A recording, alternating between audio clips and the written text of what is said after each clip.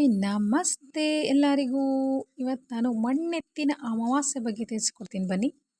ಈ ಮಣ್ಣೆತ್ತಿನ ಅಮಾವಾಸ್ಯೆಯು ಮಂಗಳವಾರ 14ನೇ ತಾರೀಕು ಜುಲೈ ಬಂದಿದೆ ನೋಡಿ. ಅವತ್ತಿನ ದಿನ ಏನು ಮಾಡಬೇಕಪ್ಪ ಅಂದರೆ, ಈ ನಾವು ರೈತರಿಗೆ ಒಂದು ವಿಶಿಷ್ಟವಾದ ಒಂದು ಹಬ್ಬವಾಗಿದೆ ಇದು ಮಣ್ಣೆತ್ತಿನ ಅಮಾವಾಸ್ಯೆ. ಅಂದಿನ ದಿನ ನಾವು ಏನು ಮಾಡ್ತೀವಿ ಗೊತ್ತಾ, ಶುದ್ಧವಾಗಿರೋ ಕೆರೆಯಲ್ಲಿರೋ ಶುದ್ಧವಾಗಿರೋ ಮಣ್ಣನ್ನು ತೆಗೆದುಕೊಂಡು ಬಂದು ಆ ಮಣ್ಣಿನಿಂದ ಎತ್ತುಗಳನ್ನು ತಯಾರಿಸಿ ಆ ಎತ್ತುಗಳಿಗೆ ಪೂಜೆ ಸಲ್ಲಿಸುವ ದಿನವಾಗಿದೆ ನೋಡಿ.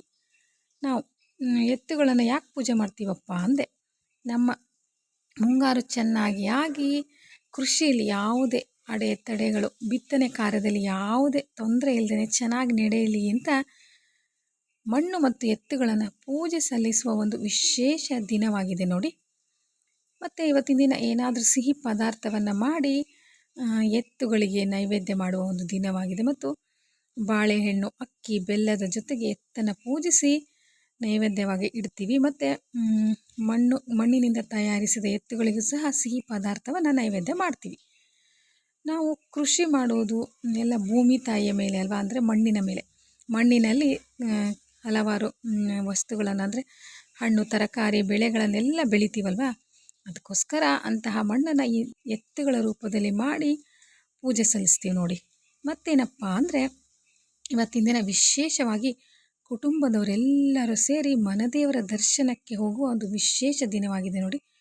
ಅವರವರ ಮನದೇವರು, ಈಶ್ವರ ಆಗಿರ್ಬೋದು, ದೇವಿ ಆಗಿರ್ಬೋದು, ಮತ್ತು ಯಾವ್ಯಾವ ದೇವರು ಇರ್ತಾವೋ ಅಂತಹ ದೇವರಗಳ ದೇವಸ್ಥಾನಕ್ಕೆ ಹೋಗಿ ದೇವರ ಆಶೀರ್ವಾದ ಪಡೆದುಕೊಳ್ಳುವ ಉತ್ತಮವಾದ ಒಂದು ಮಣ್ಣೆತ್ತಿನ ಅಮಾವಾಸ್ಯೆ ದಿನವಾಗಿರ್ತದೆ ನೋಡಿ. ನಮ್ಮ ಬೆಳೆಗಳು ಚೆನ್ನಾಗಿ ಬಂದು ನಮಗೆ ಎಲ್ಲ ರೀತಿಯಿಂದ ಒಳ್ಳೆಯದಾಗಲಿ ಅಂತ ಆಶೀರ್ವಾದ ಪಡೆದುಕೊಳ್ಳುವ ಒಂದು ದಿನವಾಗಿರ್ತದೆ ನೋಡಿ.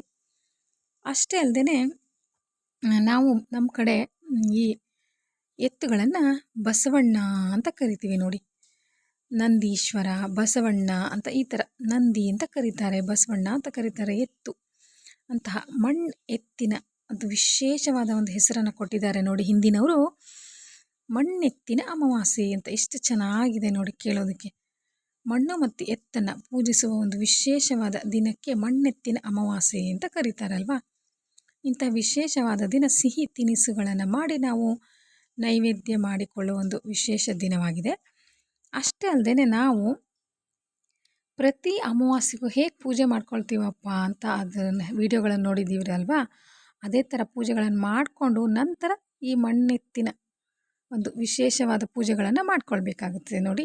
ಈ ಸರಳವಾದ, ಸುಲಭವಾದ ಒಂದು ವಿಶೇಷವಾದ ಮಾಹಿತಿ ನಿಮಗೆ ಇಷ್ಟ ಆಗಿದರೆ ಲೈಕ್, ಶೇರ್, ಸಬ್ಸ್ಕ್ರೈಬ್. ಓಕೆ, ಯಾರ್ಯಾರು ನನ್ನ ಚಾನಲ್ಗೆ ಸಬ್ಸ್ಕ್ರೈಬ್ ಆಗಿಲ್ವೋ ದಯವಿಟ್ಟು ಸಬ್ಸ್ಕ್ರೈಬ್ ಮಾಡಿಕೊಳ್ಳಿ.